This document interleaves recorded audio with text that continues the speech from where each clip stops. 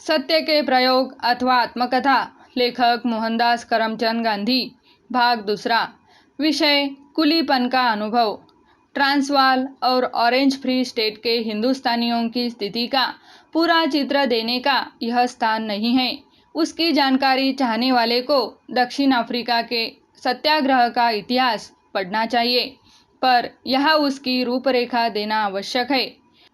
Orange free state में तो एक कानून बनाकर सन 1888 में या उससे पहले हिंदुस्तानियों के सब हक छीन लिए गए थे।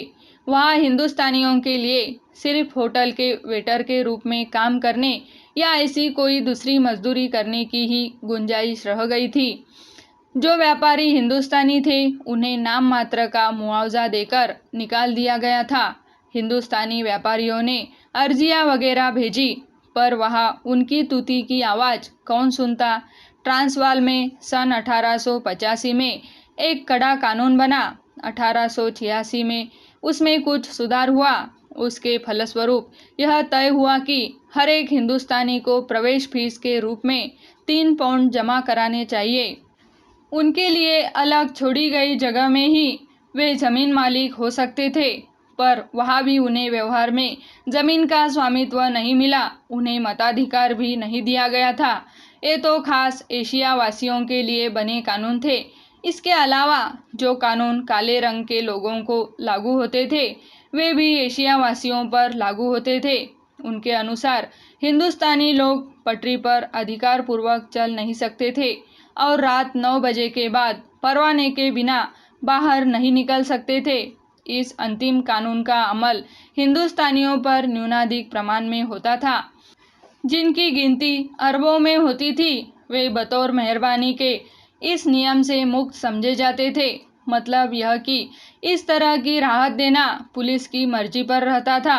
इन दोनों नियमों का प्रभाव स्वयं मुझ पर क्या पड़ेगा, इसकी जांच मुझे करानी पड़ी थी। मैं अक्सर मिस्टर कोट्स के साथ रात को घूमने जाया करता था। कभी कभी घर पहुंचने में 10 बज जाते थे। अतएव पुलिस मुझे पकड़े तो यह डर जितना स्वयं मुझे था उससे अधिक मिस्टर कोट्स को था। अपने हब्शियों को तो वे ही परवाना देते थे, लेकिन मुझे परवाना कैसे दे सकते थे। मालिक अपने नौकर को ही परवाना देने का अधिकारी था। मैं लेना चाहूँ और मिस्टर कोट्स देने को तैयार हो जाए तो भी वह नहीं दिया जा सकता था, क्योंकि वैसा करना विश्वासघात माना जाता। इसलिए मिस्टर कोट्स या उनके कोई मित्र मुझे वहाँ के सरकारी वकील डॉक्टर क्राउजे के पास ले गए। हम दोनों एक ही इनके बैरिस्टर निकले। उन्हें यह बात असह्य जान पड़ी कि रात 9 बजे के बाद बाहर निकलने के लिए मुझे परवाना लेना चाहिए। उन्होंने मेरे प्रति सहानुभूति प्रकट की। मुझे परवाना देने के बदले उन्होंने अपनी तरफ से एक पत्र दिया। उसका आशय यह था कि मैं चाहे जिस समय चाहे जहाँ जाऊँ, पुलिस को उसमें दखल नहीं देना चाहिए।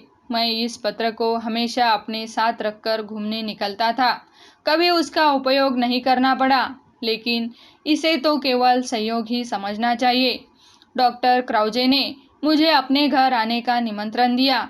मैं यह कह सकता हूँ कि हमारे बीच मित्रता हो गई थी। मैं कभी कभी उनके यहाँ जाने लगा। उनके द्वारा उनके अधिक प्रसिद्ध भाई के साथ मेरी पहचान हुई। वे जोहान्सबर्ग के पब्लिक प्रोसिक्यूटर नियुक्त हुए थे। उन पर बोअर युद्ध के समय अंग्रेज अधिकारी का खून कराने का षड्यंत्र रचने के लिए मुकदमा भी चला था और उन्हें 7 साल के कारावास की सजा मिली थी। बेंचरों ने उनकी सनद भी छीन ली थी। लड़ाई समाप्त होने पर डॉक्टर क्राउजे जेल से छूटे सम्मानपूर्वक ट्रांसवाल की अदालत में फिर प्रविष्ट हुए और अपने धंधे से लगे। बाद में यह संबंध मेरे लिए सार्वजनिक कार्यों में उपयोगी सिद्ध हुए थे और मेरे कई सार्वजनिक काम इनके कारण आसान हो गए थे।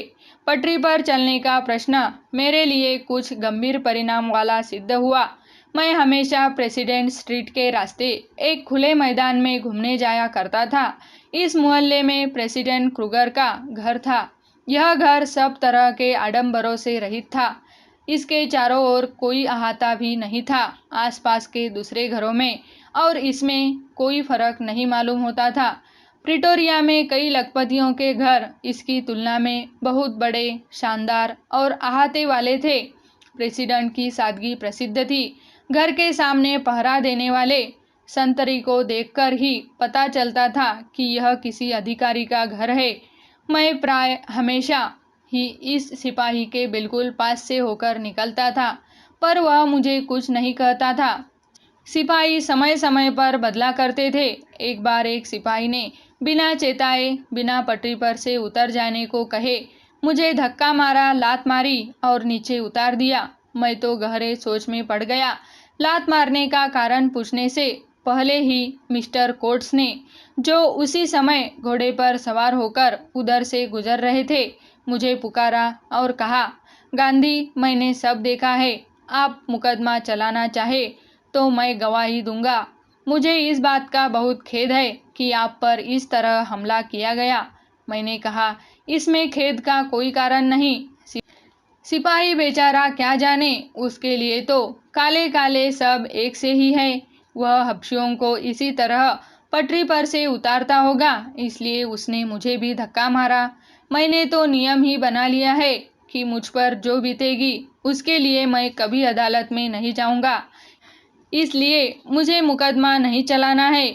यह तो आपने अपने स्वभाव के अनुरूप ही बात कही है, पर आप इस पर फिर से सोचिए।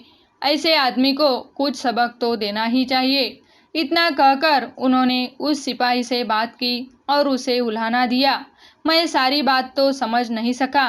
सिपाही डच था और उसके साथ उसकी बातें डच भाषा में हुई। सिपाही ने मुझसे माफ़ी मांगी। मैं तो उसे पहले ही माफ़ कर चुका था, लेकिन उस दिन से मैंने वह रास्ता छोड़ दिया। दूसरे सिपाहियों को इस घटना का क्या पता होगा। मैं खुद होकर फिर लात किस लिए खाऊं, इसलिए मैंने घूमने जाने के लिए दूसरा रास्ता पसंद कर लिया। इस घटना ने प्रवासी भारतीयों के प्रति मेरी भावना को अधिक तीव्र बना दिया। इन कायदों के बारे में ब्रिटिश एजेंट से चर्चा करके प्रसंग आने पर इसके लिए एक टेस्ट केस चलाने की बात मैंने हिंदुस्तानियों से की।